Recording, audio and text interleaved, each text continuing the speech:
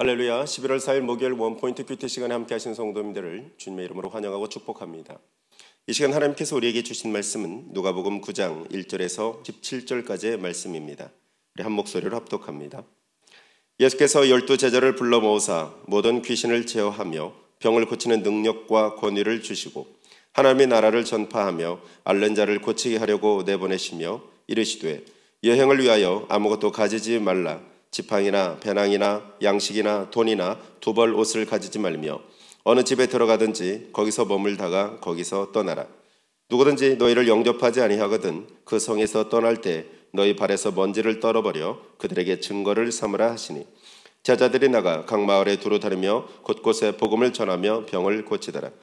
분봉왕 헤롯이 모든 일을 듣고 심히 당황하니 이는 어떤 사람은 요한이 죽은 자 가운데서 살아났다고도 하며 어떤 사람은 엘리야가 나타났다고도 하며 어떤 사람은 옛 선지자 한 사람이 다시 살아났다고도 함이라. 헤롯이 이르되 요한은 내가 목을 베었거늘 이제 이런 일이 들리니 이 사람이 누군가 하며 그를 보고자 하더라. 사도들이 돌아와 자기들이 행한 모든 것을 예수께 여쭈니 데리시고 따로 벳세다라는 고을로 떠나가셨으나 무리가 알고 따라왔거늘 예수께서 그들을 영접하사 하나님 나라의 일을 이야기하시며 병 고칠 자들은 고치시더라. 날이 저물어가매 12사도가 나와 여짜오되 무리를 보내어 두루 마을과 촌으로 가서 유하며 먹을 것을 얻게 하소서. 우리가 있는 여기는 빈들이니이다. 예수께서 이르시되 너희가 먹을 것을 주라 하시니 여짜오되 우리에게 떡 5개와 물고기 2마리밖에 없으니 이 모든 사람을 위하여 먹을 것을 사지 아니하고서는 할 수 없사옵나이다 하니 이는 남자가 한 5,000명 되밀어라. 제자들에게 이르시되 때를 지어 한 50명씩 앉히라 하시니 제자들이 이렇게 하여 다 앉힌 후 예수께서 떡 5개와 물고기 2마리를 가지사 하늘을 우러러 축사하시고 떼어 제자들에게 주어 무리에게 나누어 주게 하시니 먹고 다 배불렀더라. 그 남은 조각을 12바구니에 거두니라. 아멘. 이 시간 오병이어 속에 숨겨진 능력이라는 제목으로 목사님께서 말씀 전해주시겠습니다. 오늘은 우리 목요일 날 우리 11월 4일 이제 벌써 연말이 가까우는 걸 아시게 되면은 마음을 어떻게 우리가 더 추스려야 할지 여러분 아마 아실 겁니다. 특별히 오늘 2가지 얘기를 하고 있어요.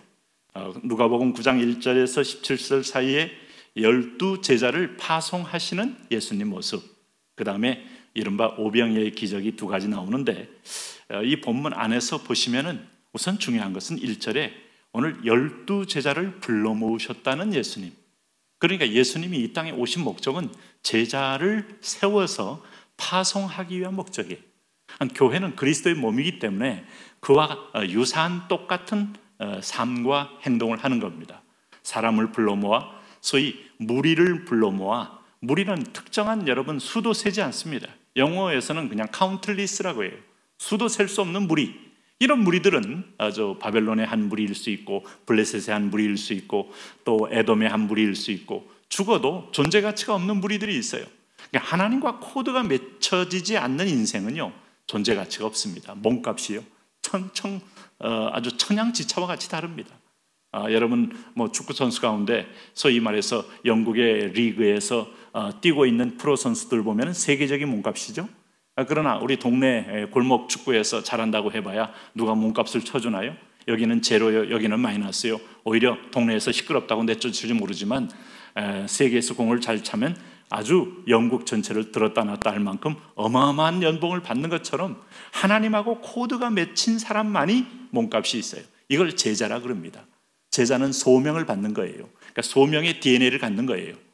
이사야서에서 이사야가 어떤 면에서 보면 직분으로 일을 감당하다가 소명으로 일을 감당하면서부터 비로소 하나님과 코드를 맞추고 이 땅에서 진정한 사역자가 된 겁니다. 여기 보시면은 예수님이 12제자. 자, 이 12제자가 여러분 12개의 진주문이 있었던 바로 천국의 나라의 한 기둥과도 같은 거예요.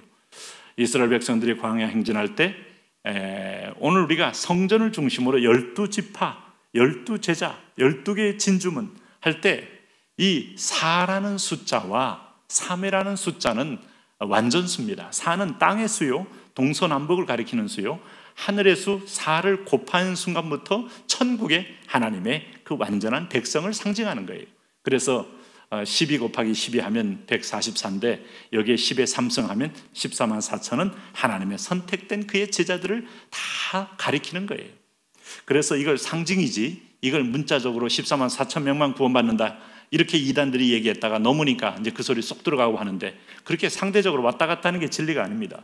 그런데 오늘 이 12제자의 가장 큰 사명은 하나님 나라 확장이다. 하나님 나라. 그럼 여러분, 하나님 나라는 왕의 임재가 있고 왕의 통치가 있고 그 왕의 다스림이 있는 것이 하나님 나라의 핵심이에요. 그래서 여기 2절에 보니까 하나님 나라를 전파하며 앓는 자를 고치게 하려고 내보내셨다. 이 말 속에는 상징적으로 질병과 어둠과 마귀에 매여 있는 것들을 쫓아내므로 오늘 주인을 갈아끼는 겁니다. 가나안 땅에 빈 땅이 아니었다고 말했어요. 거기는 이미 아주 가나안의 7 족속이 딱 또아리를 틀고 포진하고 있었어요. 7 족속은 4와 플러스 3을 더한 그야말로 땅의 완전한 세력들이에요. 이것을 오늘 하나님 백성들이 들어가서 깨뜨리는 거, 이게 자기의 힘이 아니고 군대장관의 힘으로 능히 점령하는 거, 이게 하나님 나라의 본질입니다. 이 제자들도 뭐 본인들이 대단한 훈련을 받아서 능력을 행하는 게 아니고 오늘 여기 1절에 보면 귀신을 제어하며 병을 고치는 능력과 권위를 주셨다 그랬어요. 오늘 불림받은 사람은 이 권세를 받습니다. 우리가 잘 아는 사도행전 1장 8절에 오직 성령이 임하시면, 여러분 예수 믿을 때 성령이 임합니다. 그리고 성령 충만해야 됩니다. 2가지 단계를 반드시 거쳐야 됩니다.